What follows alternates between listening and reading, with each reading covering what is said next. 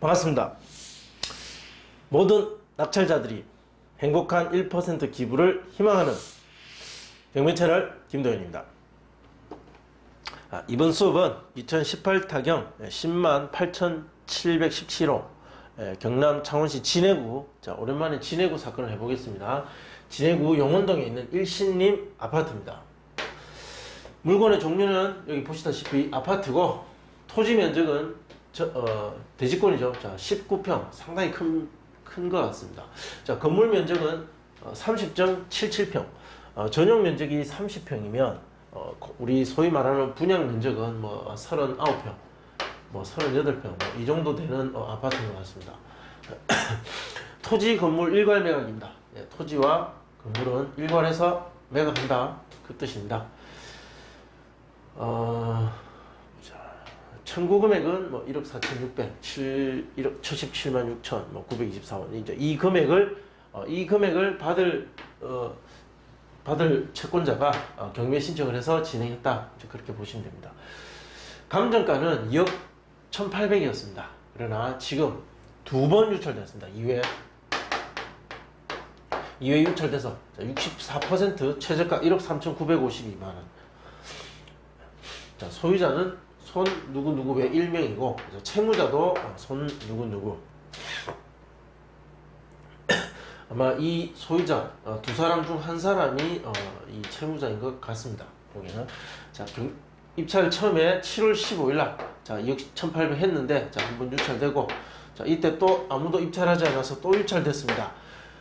무려 거의 절반까지는 아니지만 64%까지 떨어졌다는 것은 이 감정 자체가, 일단 감정은 무조건 잘못됐습니다. 감정은 잘못됐고요. 시장의 판단에 의해서 이것은 잘못됐다는 걸 알 수가 있습니다. 아무도 입찰하지 않았다는 것은 2회차에도 아무도 입찰하지 않았다는 것은 1차의 감정이 문제가 있다는 겁니다. 감정이 문제가 없으면 권리적인 하자나 물리적인 치명적인 하자가 있어야만 64%까지 유찰될 수가 있습니다. 아직까지 대한민국의 어느 지역을 떠나서 아파트가 2회 유찰되는 데 있어서 감정의 문제가 있지 않고는, 또는 권리적인 치명적인 하자가 있지 않고는, 또는 물리적인 치명적인 하자가 있지 않고는 이렇게 64%까지 유찰되기는 어렵습니다. 그럼 이제 2회차의 이 감정, 2회차 가격 최저가에서 이제 우리가 실제 현장에서의 어떤 거래 가능 금액, 그 금액이 여기에 이 부분에 형성되어 있을 가능성이 높다. 만약 여기서 또 유찰된다면 낙찰이 안 되고, 그러면 여기에 부분에 형성되어 있을 가능성이 높다. 이렇게 알 수가 있습니다. 입찰 28일 전입니다. 제 유튜브 강의를 꾸준히 보시는 분들은 아시겠지만, 낙찰된 사건을 가지고 분석하는 것이 아니라 입찰하기 전, 이렇게 입찰하기 전 사건을 가지고 미리 예측하고 어떻게 낙찰가를 분석해내는지 그 방법을 보여드리는 그런 수업입니다. 무조건 맞추겠다라는 수업이 아니라 이렇게 하면 된다는 것이고요. 그 적중률을 높이기 위해서는 데이터 분석을 많이 하면 됩니다. 그러나 오늘은 10분 또는 15분 안에 이 수업을 마쳐야 되기 때문에 어떻게 하는지에 대한 방법을 보여드리도록 하겠습니다. 물건 한번 보겠습니다. 어떻게 생긴 아파트길래 두 번이나 유찰됐는가? 보시면 이렇게 생겼습니다. 건축된 지 한 10년은 최소한 넘어 보이고, 이렇게 흔히 볼 수 있는 아파트 모습입니다.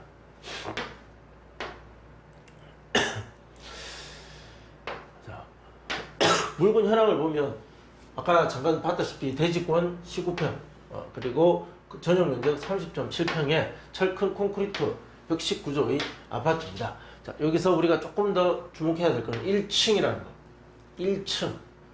이거 1층이라는 것은 가격에 반영을 미치는 이 부동산이 가지고 있는 특징이죠. 1층이라는 걸 감안해서 낙찰가 예상해야 됩니다.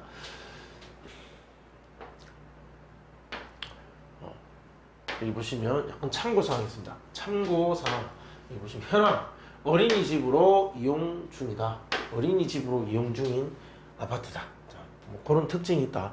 자, 어린이집으로 이용 중이었다고 해서 뭐 주거가 안 되거나 뭐 그런 건 아니죠. 주거가 가능하기 때문에 아파트로서의 목적은 달성할 수 있기 때문에 이 이유가 어린이집으로 이용됐다는 이유가 낙찰가에 치명적인 영향을 미치지는 않는다. 자, 그렇지는 않는다. 경매가 진행되는 과정에 있어서 특이한 점 있는지 한번 여러 가지 관련 서류 한번 보겠습니다. 자, 이 매각물권 명세서입니다. 매각물권 명세서 보면 가장 중요한 서류 중에 하나죠. 매각물권 명세서 보시면 조사된 임차 내역이 없다. 이 물건에 대해서는 조사된 임차 내역이 없습니다. 조사된 임차 내역이 없다. 그렇게 정확하게 나와 있습니다.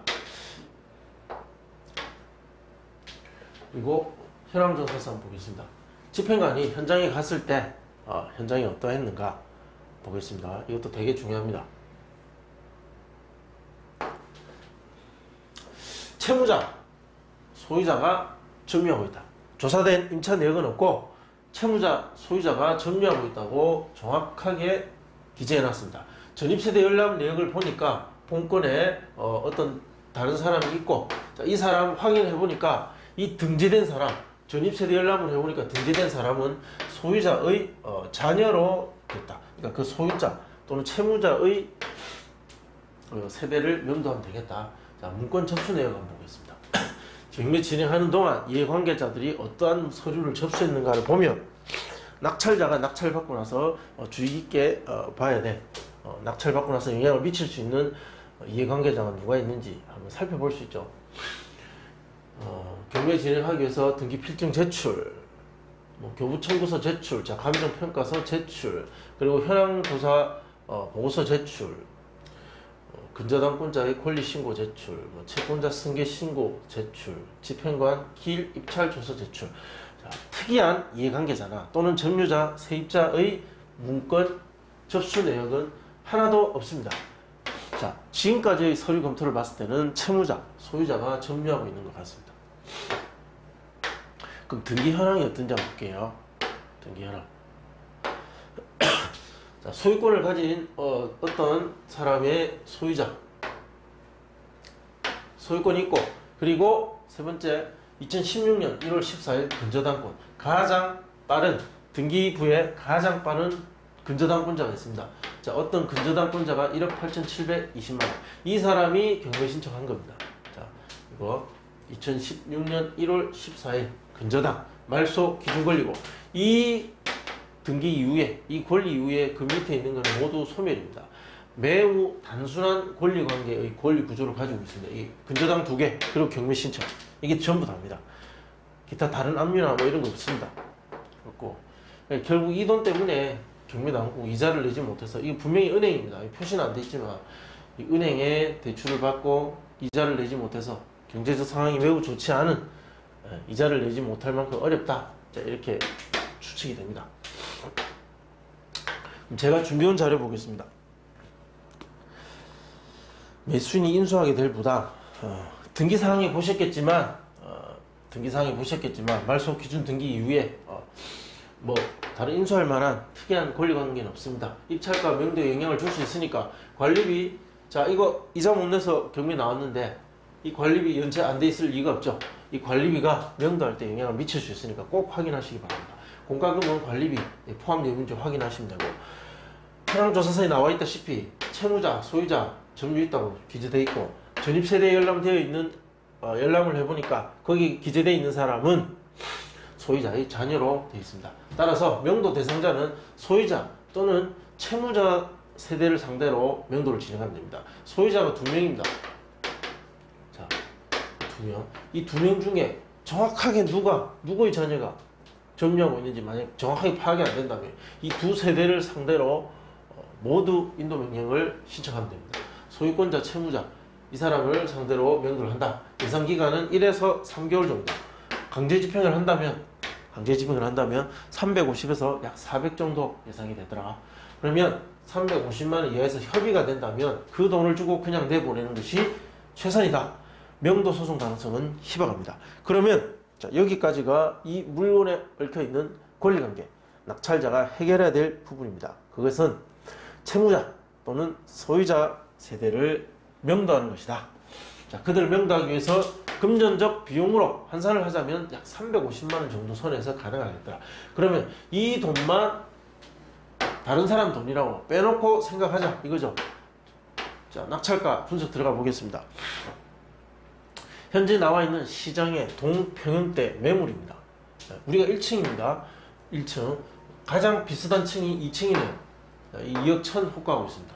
나머지 로얄층이나 로얄층 2억 3천 중층이나 뭐 저층이나 다 2억 1천 정도에 호가하고 있습니다. 자, 괜찮은 층에 나름 선호되는 층에 세대가 2억 1천 정도 호가인데 이 층이 2억 1천 호가하고 있다는 것은 이 호가에 조금 문제가 있지 않느냐, 뭐 최근에 수리되었다 뭐 이거 반영된 것 같습니다. 우리 1층이니까 2억도 쉽지는 않을 거다.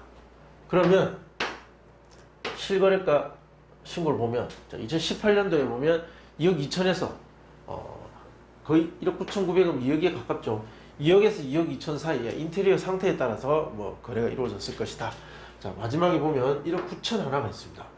3층인데도 불구하고 1억 9천에 기록이 되었다. 그리고 올해 와서 거래량이 뚝 떨어졌는데 2억 초반대, 자 7층 2억, 즉 중층이 2억 정도다. 저층은 2억 이하에서 형성될 가능성이 높다. 자, 이렇게 예측이 되죠. 그래서 감정은 2억 1,800이지만 저는 2억 이하에서 형성된다고 봅니다. 정말 잘 받아야 2억인데, 자, 저는 이 가격이 더 거래 가능성이 높다. 이렇게 봅니다. 낙찰 사례는 여러 개 있었습니다. 자, 일신님도 있고 코어로 아파트도 있고, 자, 이 중에 최근에 있는 비슷한 금액대와 평형대 일신님 아파트 두 개를 분석해 봤습니다. 데이터의 적중률을 높이려면 이 분석하는 양을 많게 하면 됩니다. 자, 19년 8월 9일과 1월 22일 일신님 05년도 그리고 25.7평과 30.8평 이 평형대가 두 번째 평형대가 우리 경매에 나와 있는 물건하고 동일 평형대입니다. 이 4층이었고 8층 남양이고, 자, 여기서 보시면 모두 2차에 낙찰되었다. 2차에 낙찰이 된다는 것은 1차 감정에서는 경매 이익이 없지만 그래도 2차 최저가에서 받는다면 실제 매매 시장에서 거래할 수 있는 금액보다는 싸고, 그리고 경매에 이익이 있다라는 판단을 했기 때문이다. 누가? 4대1, 3대1로 들어왔던 이 7명의 사람들이 그렇게 판단을 했다. 자, 이 7명이 바보인가? 그렇지 않습니다. 나름은 경매의 지식을 가지고 있고 시장에서 판단을 했고 조금이라도 좀 더 싸게 사보고자 하는 아주 합리적이고 부지런한 투자자 또는 실거주 목적의 매수자다. 매수 목적에 희망하는 수요자들입니다. 이 수요, 시장의 판단은 이랬습니다. 즉 우리는 1층이고 감정 자체가 높았기 때문에 3층까지 유찰됐다. 3차까지 그렇게 예상할 수 있습니다. 자, 감정가가 일어날 때 거래 가능 금액은 이렇게 기록되었고 낙찰가는 이렇게 되었습니다. 그때 거래 가능 금액 대비 낙찰가율을 계산해 보면 89.12와 90.5%로 됩니다. 그럼 이것을 가중평균 구하면 89.83%, 데이터 낙찰가는 1억 7천. 자, 이것을 명도 비용, 명도 저항 감안하면 1억 6,700만 원 정도의 가능성이 있겠다. 그런데 상한가 2억을 하면 1억 7,600, 즉 1억 6,700에서 1억 7,600 이 금액 사이에 낙찰될 가능성이 가장 높다. 이 금액은 지금의 2차 감정을 살짝 아래에 있습니다. 살짝. 거의 2차 감정 수준 비슷한 금액에서 낙찰이 될 것이다. 예상 비용표 보겠습니다. 중간 가격이 1억 7천에 낙찰된다 가정하면 취득세, 공유주택 채권 등기 비용, 그리고 이 비용, 이것은 들지 안 들지, 지출될지 안 될지는 모르겠지만 일단은 사전에 이 돈은 들어간다고 보고 진행하시기 바랍니다. 자, 이렇게 분석해서 다른 사람의 생각을 예측할 수 있다. 자, 아파트는 이렇게 분석해서 예상 낙찰가의 적중률을 높인다. 자, 궁금하신 점은 댓글로 남겨주시면 친절하게 답변해 드리겠습니다. 시청해 주셔서 고맙습니다.